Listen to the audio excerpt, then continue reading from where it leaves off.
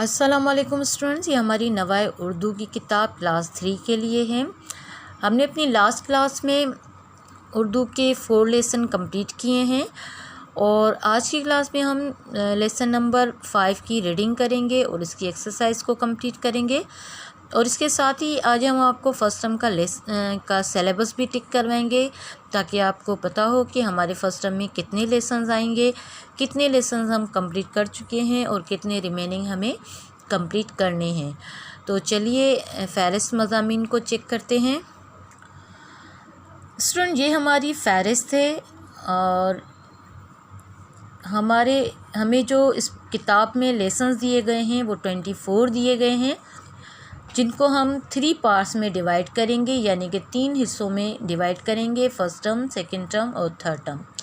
और आज हम इसका एक पार्ट जो है डिवाइड कर रहे हैं फर्स्ट टर्म, क्योंकि ये टाइम हमारा फर्स्ट टर्म का है। तो फर्स्ट टर्म हमारा यहाँ यूनिट नंबर 1 से स्टार्ट होता है और यूनिट नंबर 8 तक हमारा फर्स्ट टर्म कंप्लीट होता है। यूनिट नंबर 9 से हमारा सेकंड टर्म स्टार्ट होगा, जो कि सेकंड टर्म में हम आपको सिलेबस को टिक करवाएंगे। आज हम आपको सिर्फ फर्स्ट टर्म का ही टिक करवा रहे हैं। यूनिट नंबर 1 से यूनिट नंबर 8 तक हमारा फर्स्ट टर्म है, जिसमें से हम यूनिट नंबर 1 हम कंप्लीट कर चुके हैं, यूनिट नंबर 2 नात भी कंप्लीट कर चुके हैं, यूनिट नंबर 3 हुजूर सल्लल्लाहु अलैहि वसल्लम की जुरत और बहादुरी, ये लेसन भी हम कंप्लीट कर चुके हैं। यूनिट नंबर 4 हज़रत फ़ातिमा तो ज़हरा रज़ी अल्लाह ताला अन्हा हम अपनी लास्ट क्लास में कंप्लीट कर चुके हैं। और आज की क्लास में हम यूनिट नंबर 5 सोनी धरती, जो कि नज़म है, आज हम इसकी सबसे पहले रीडिंग करेंगे और उसके बाद हम इसकी एक्सरसाइज को कंप्लीट करेंगे। और इस यूनिट को कंप्लीट करने के बाद हमारे पास रिमेनिंग 3 लेसन्स रह जाएंगे, जो कि हम अपनी आगे आने वाली क्लासेस में कंप्लीट करेंगे और उसके बाद हमारा फर्स्ट टर्म कंप्लीट हो जाएगा। और जब हमारे लेसन्स कंप्लीट हो जाएंगे तो हम उसके बाद ग्रामर वर्क स्टार्ट करेंगे, जो कि ग्रामर की कॉपी पर होगा इन लेसन्स के कंप्लीट होने के बाद। तो चलिए यूनिट नंबर 5 सोनी धरती नज़म की रीडिंग करते हैं और पेज नंबर खोलते हैं 23 को। सोहनी धरती, सरज़मीन ने वतन, ज़र्रा ज़र्रा तेरा, रश्क लाल यमन, मेरी दम साज तू, दिल की आवाज़ तू, माया नाज तू, ए चमन दर चमन, सरज़मीन वतन, तेरी हर राह गुज़र, खुश नुमा खुश नज़र, तेरे शामो सहर, जुल्फ़ो रुख की फबन, हर सरज़मीन वतन, तेरी रोशन जबी, रोशनी की अमी। Turn the next page. दिल ज़ुबां दिल नशी, ज़रफ़शां ज़ुफ़गन, सरज़मीन वतन, जाने सद गुलिस्तां, तू है जन्नत निशां, रश्के बाग़े जना, अर्ज़ गुल पेरन, सरज़मीन वतन। तो स्टूडेंट, यहाँ पर हमारी इस नज़म की रीडिंग कंप्लीट होती है, नीचे से इसकी मश्क यानी कि एक्सरसाइज स्टार्ट होती है। तो चलिए इसकी एक्सरसाइज को चेक करते हैं। सवाल नंबर 1 है, जवाब लिखें और इसमें हमें 3 सवाल दिए गए हैं। सवाल नंबर 1 है, शायर ने दिल की आवाज़ किसे कहा है। सवाल नंबर 2 है, वतन की मोहब्बत में लिखी गई नज़म को क्या कहते हैं। सवाल नंबर 3 है, नज़म के शायर का नाम लिखें। तो स्टूडेंट, ये 3 सवालों के जवाब हम आपको सेंड कर देंगे और उसे देखकर आपने उसे अपनी फेयर कॉपी पर अच्छी हैंड राइटिंग में लिखना है। उसके बाद सवाल नंबर 2 है, दर्जिल अल्फाज के हरूफ अलग अलग करके लिखें। ये हमें अल्फाज दिए गए हैं, दिलरुबा, ज़रफ़शां, दिलनशीन, ज़ोफ़गन। तो स्टूडेंट, इनके जो हरूफ हैं इनको हम अलग अलग करके लिखेंगे। मैं मिसाल के तौर पर आपको एक करके दिखाती हूँ, उसके बाद आपने इसे अपनी फेयर कॉपी पर उतारना होगा। ये एक्सरसाइज हम आपको सेंड भी करेंगे। तो चलिए एक आपको मैं करके दिखाती हूँ। अब ये जो लफ्ज़ हमें दिया गया है दिलरुबा, इसमें सबसे पहला जो लफ्ज़ हमें अलग करना है वो है दाल। हम दाल को यहाँ लिखेंगे। दाल के बाद कौन सा लफ्ज़ आता है, लाम। लाम को अलग करेंगे। लाम के बाद क्या है, रे। रे के ऊपर पेश दिया हुआ है, पेश देंगे।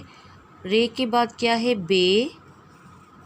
और बे के साथ क्या मिला हुआ है, अलिफ। तो ये हमने इस अल्फाज के हरूफ को अलग अलग कर दिया। तो चलिए मैं आपको दूसरा भी करके दिखाती हूँ। मैंने आपको एक कहा था, लेकिन चलिए मैं एक्सरसाइज पूरी ही कंप्लीट करती हूँ। दूसरे अल्फाज में हमें सबसे पहले जो लफ्ज़ दिया गया है वो है जे।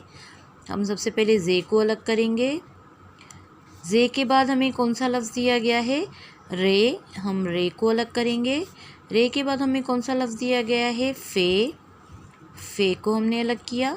फ़े के साथ क्या मिला हुआ है? शीन। हमने शीन को अलग किया। शीन के साथ क्या मिला हुआ है? अलिफ़। हमने अलिफ़ को अलग किया। अलिफ़ के बाद क्या है? नून गुन्ना। हमने नून गुन्ना को अलग किया। ये इस तरीके से ज़रफ़शां लफ्ज़ के तमाम हुरूफ अलग अलग हो गए। उसके बाद हम नेक्स्ट पे आते हैं। नेक्स्ट लफ्ज़ है हमारा दिलनशी, और दिलनशी में सबसे पहला जो लफ्ज़ है वो है दाल। हमने दाल को अलग किया।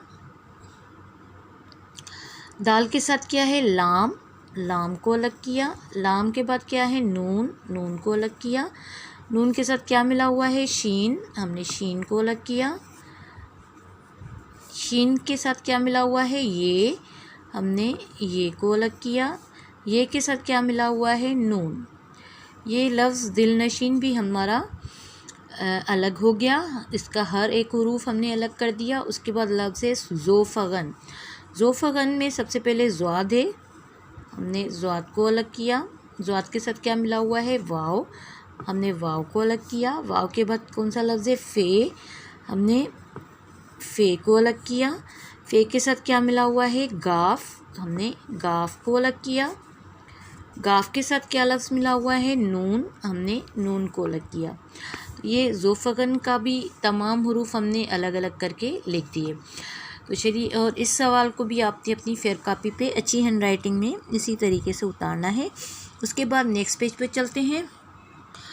इसके बाद सवाल नंबर 3 है, दर्जिल अल्फाज के हम आवाज़ अल्फाज नज़म में से चुनकर लिखें। तो स्टूडेंट, ये हमें अल्फाज दिए गए हैं और इनके हमें अल्फाज दिए गए हैं, इनके हमें दो दो हम आवाज़ अल्फाज लिखने हैं। हम आवाज़ अल्फाज वो होते हैं जिनका साउंड सुनने में उसी तरीके से आए जो हमें अल्फाज दिया गया है। जैसे अल्फाज ही हमें दिया गया है साज़, तो इसका पहला हम आवाज़ हम क्या लिखेंगे? साज़ आवाज़।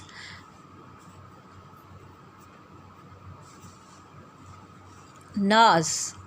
ये इस किस्म के अल्फाज को हम क्या कहते हैं? जिनका साउंड तकरीबन सेम निकलता हो, उनको हम आवाज़ अल्फाज कहते हैं। उसके बाद दूसरा अल्फाज हमें दिया है गुलिस्तान।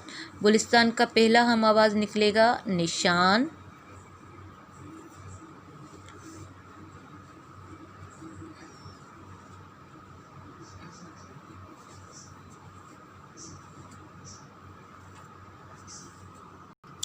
जेना। और ये हमें इसमें यही कहा गया है कि हम आवाज़ नज़म में से ही चुनकर लिखेंगे, हमें अलग से कोई अल्फाज नहीं बनाने हैं। जैसे हमें साज़ दिया गया है तो साज़ का हम आवाज़ जो लफ्ज़ होंगे वो हमें इस नज़म से ही चुन के निकालने हैं, अलग से नहीं, वरना तो साज़ के बहुत सारे अल्फाज हम आवाज़ निकल सकते हैं। जैसे गुलिस्तान भी है तो इसका हम गुलिस्तान का भी निशान और जनान जो है नज़म से ही चुनकर ये अल्फाज हम आवाज़ निकालेंगे। उसके बाद लफ्ज़ गुज़र, और गुज़र का हम आवाज़ पहला जो है वो नज़र है। नज़र के बाद सहर है। ये हम नज़म से ही चुनकर निकाल रहे हैं हम आवाज़ अल्फाज। उसके बाद है चमन, और चमन का पहला हम आवाज़ होगा वतन, और दूसरा है ज़ोफ़गन।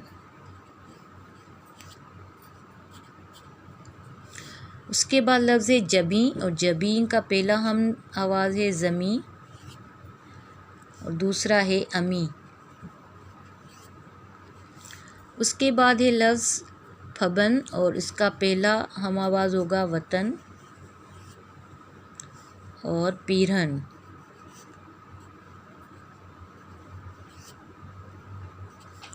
इस तरीके से हम अल्फाज के हम आवाज़ अल्फाज लिखेंगे और इस सवाल को भी आपने अपनी फेयर कापी पर उतारना है। उसके बाद सवाल नंबर 4 है, मिसाल के मुताबिक अल्फाज को मुत्तज़ाद से मिलाएं। ये हमें अल्फाज दिए गए हैं और ये इनके मुत्तज़ाद हैं, और जिस लफ्ज़ का सही अल्फाज का मुत्तज़ाद होगा हमें स्केल के साथ उसको उसके साथ मैच करना होगा। तो सबसे पहला हमें जो अल्फाज दिया गया है वो है जन्नत, और जन्नत का जो मुत्तज़ाद होगा वो है दोज़ख, और ये मिसाल के तौर पर एक हमें करके दिया गया है।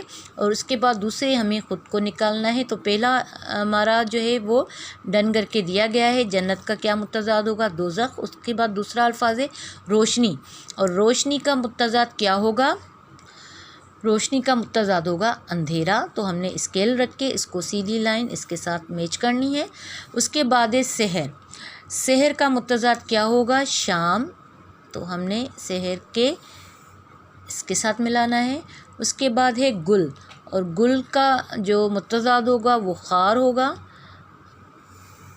इसको इसके साथ मैच करेंगे। उसके बाद है गुलिस्तान, गुलिस्तान का मुत्तज़ाद क्या होगा, बयाबान। इस तरीके से हम मैच करेंगे। क्या मैच किए हमने, अल्फाज मुत्तज़ाद। और इस सवाल को आपने अपनी फेयर कापी पर उतारना है।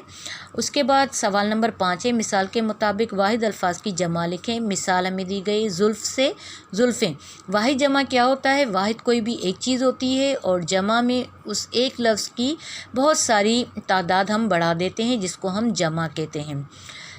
मिसाल के तौर पर ये जुल्फ़ कोई भी एक होती है, लेकिन जब इसकी जमा हमने बनाई तो ये जुल्फ़ें हो गई। तो इसी तरीके से वाहिद एक चीज़ होती है और जमा उसमें हमें उस चीज़ को बहुत सारी चीज़ों में तादाद को बढ़ाकर वाज़े किया जाता है। उसके बाद हमारे जो ये वाहिद हैं और ये जमा हैं, तो यहाँ हमें वाहिद अल्फाज दिए गए हैं और ये ब्लैंक दिया गया है, इसमें हमें जमा लिखने हैं। तो पहला हमारा वाहिद अल्फाज क्या है, नज़र। जैसा कि हमने आपको बताया था, नज़र वाहिद जो है कोई भी एक चीज़ ज़ाहिर होती है, लेकिन जब हम इसकी जमा बनाएंगे तो ये बहुत सारी चीज़ों में शुमार हो जाएगा। तो ये नज़र एक होगा तो इसकी जमा क्या होगी, नज़रें।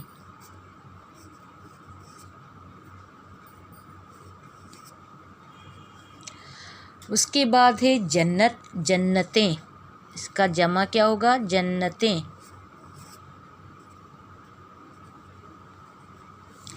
उसके बाद है आवाज़, आवाज़ की जमा क्या होगी, आवाज़ें।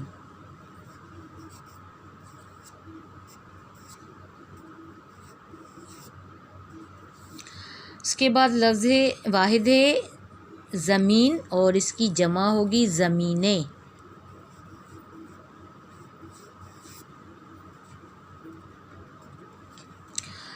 इस तरीके से आप ये वाहिद जमा करेंगे। कापी पर करने का तरीका ये होगा कि आपने 2 कॉलम बनाने होंगे, एक में वाहिद लिखना होगा और दूसरे में जमा। तो जो वाहिद का कॉलम होगा उसमें आप ये वाहिद अल्फाज लिखेंगे, और जो जमा का कॉलम होगा उसके आगे आपने जो जिसकी वाहिद है उसकी जमा लिखनी होगी। और इस सवाल को भी आपने फेयर कापी पर उतारना है। उसके बाद सवाल नंबर 6 है, इन अल्फाज को हरूफ तहज्जी की तरतीब से लिखें। ये हमें अल्फाज दिए गए हैं और इनको हमें हरूफ तहज्जी की तरतीब, यानी कि जो अलिफ से शुरू होगा सबसे पहले हम उस अल्फाज को ऊपर लिखेंगे। बे से शुरू हो रहा है तो उस अल्फाज को हम सबसे पहले लिखेंगे। तो अब इनमें हमने देखना है कि हरूफ तहज्जी का सबसे पहला, अब ये पहला लफ्ज़ है लाल यमन, खुशनुमा, ज़रफ़शान, जन्नत निशां, सरज़मीन। अब इनमें हरूफ तहज्जी के हिसाब से सबसे पहला लफ्ज़ कौन सा है, जन्नत निशां। ये पहला है, तो हम नीचे की लाइन पे ऊपर हम ये अल्फाज लिखेंगे और नीचे हम हरूफ तहज्जी की मदद से इन सवालों को, इन अल्फाज को उतारेंगे। तो हरूफ तहज्जी के हिसाब से पहला लफ्ज़ हमारा कौन सा है, जन्नत निशां। इसको हम सबसे पहले उतारेंगे और उसके बाद हरूफ तहज्जी के हिसाब से दूसरा जो लफ्ज़ है वो है खुशनुमा। ये इसके साथ हमने खुशनुमा को उतारना है। खुशनुमा के बाद हरूफ तहज्जी के हिसाब से तीसरा लफ्ज़ है ज़रफ़शां, ज़रफ़शां को हम उतारेंगे। और इसके बाद जो हरूफ तहज्जी के हिसाब से लफ्ज़ है वो है सरज़मीन, उसको हम उतारेंगे। सरज़मीन के बाद आखिर में है हमारे पास लाल यमन। तो लास्ट में हम ये अल्फाज लिखेंगे और इस सवाल को आपने यहीं बुक पर ही फिल करना है, इसे कापी पर उतारने की ज़रूरत नहीं है। नेक्स्ट पेज पे चलते हैं। सवाल नंबर 7 है, अल्फाज को उनके मायने से मिलाएं। ये अल्फाज दिए गए हैं और ये इनके मायने हैं। जिस अल्फाज का जो सही मायने होगा उसको हमने उसके साथ स्केल रख के मैच करना है। पहला अल्फाज है हमारे पास चमन, और चमन के मायने क्या होता है? बाग। तो ये स्केल के साथ हम सीधी लाइन इसको मैच करेंगे। उसके बाद है अर्ज़।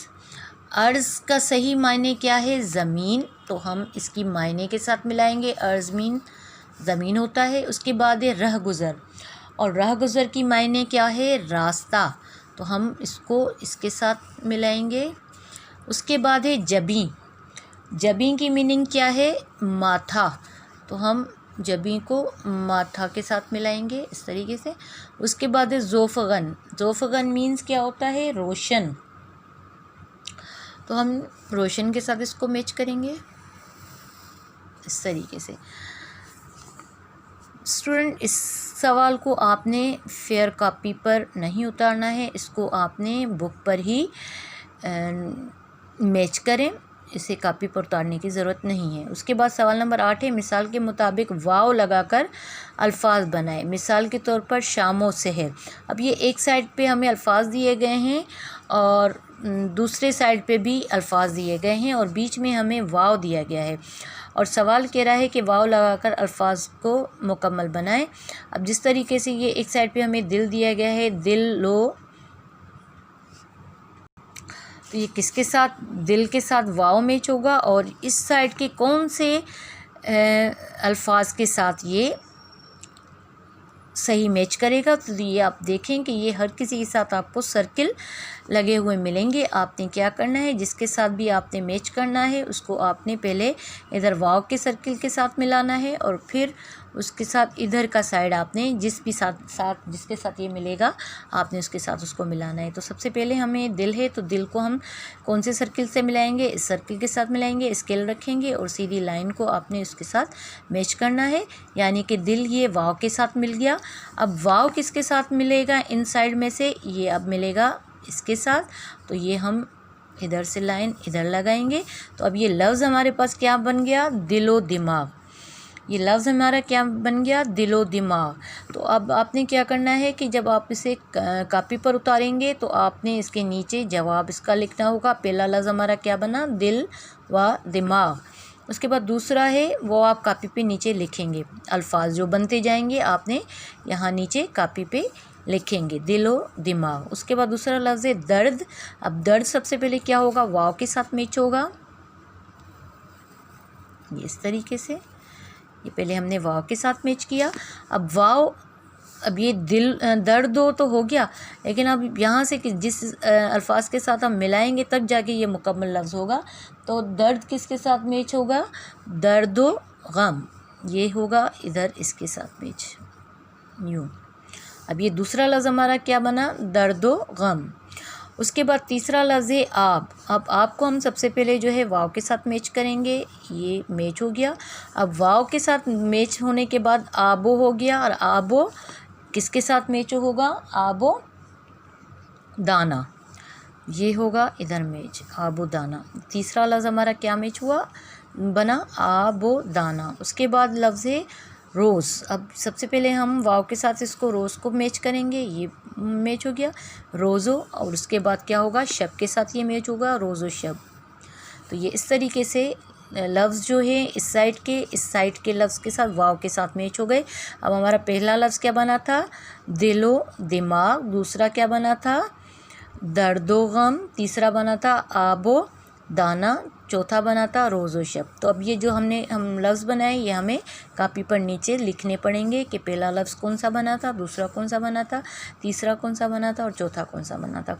इस तरीके से ये सवाल आपने अपनी फेयर कॉपी पर उतारना है। तो स्टूडेंट, यहाँ पर हमारे इस लेसन की एक्सरसाइज कंप्लीट होती है। इस एक्सरसाइज को अपनी फेयर कॉपी पर उतारें और जब आपकी फेयर कॉपीज कंप्लीट हो जाएं तो उसे स्कूल में चेकिंग के लिए भेज दें। और हम आपसे मिलेंगे नेक्स्ट लेसन की रीडिंग और एक्सरसाइज पर। तब तक के लिए अल्लाह हाफिज़।